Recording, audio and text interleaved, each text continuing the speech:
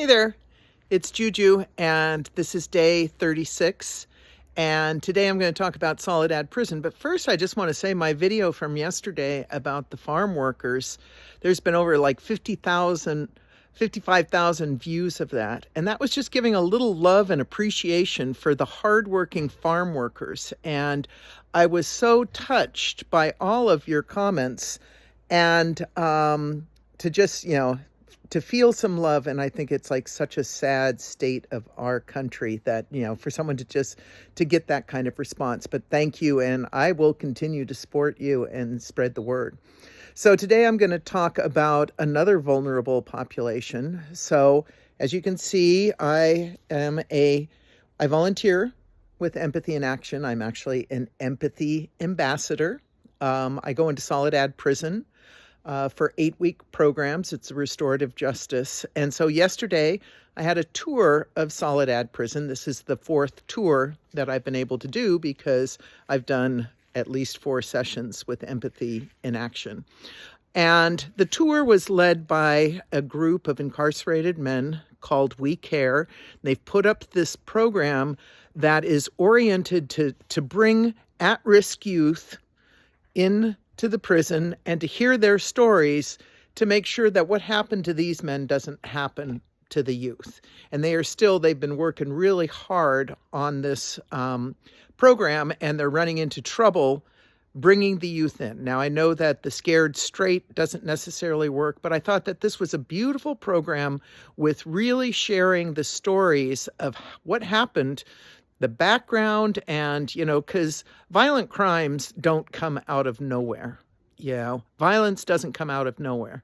It comes out of poverty and trauma and abuse and normalization of, if that's the only thing you need. So each of the men, and I think they had over 350 years of incarceration amongst them. I think there were about 12 of them.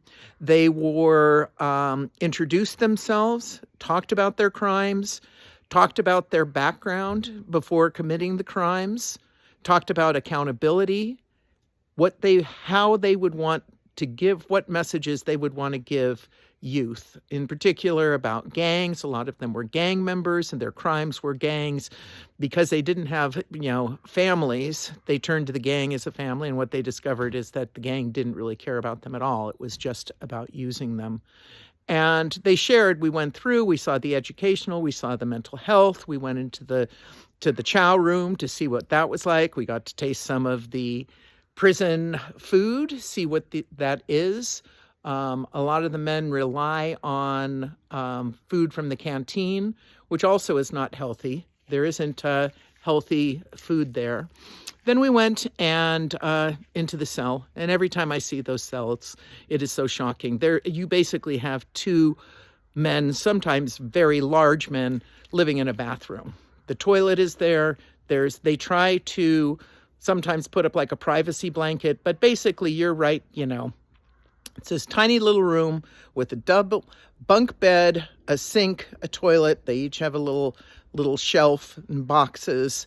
Extremely small conditions. First time I saw it, I was like shocked. Now that I've been in several times, and also at the Transformational Center in Monterey, the Transformative Justice Center of Monterey, which is the home of Empathy in Action, they actually have a jail cell, so you can kind of go in and see what it's like and imagine being locked in there, on shutdown. It can be for days. And then we met and people shared their stories, which were the wisdom and the work that these men have done over, maybe they've been in for 20 years. They've had time to reflect on their crime. They're doing the programming. And some of the stories were heart-rending, like one of the men drove drunk and killed both of his best friends, and is in prison the rest of his life for that.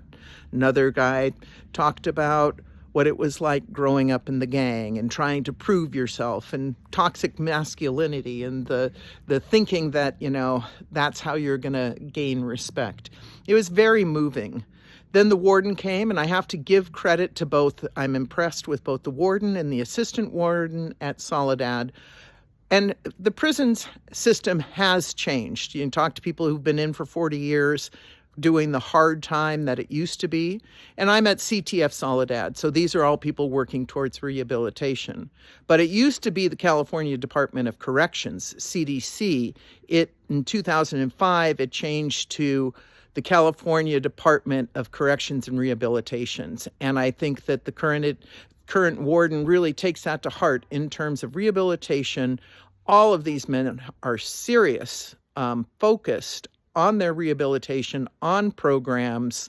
And so it was a really heart-opening and hopeful experience. And I think that men on the inside, not all men, I mean, and it depends on what the level is, where they are.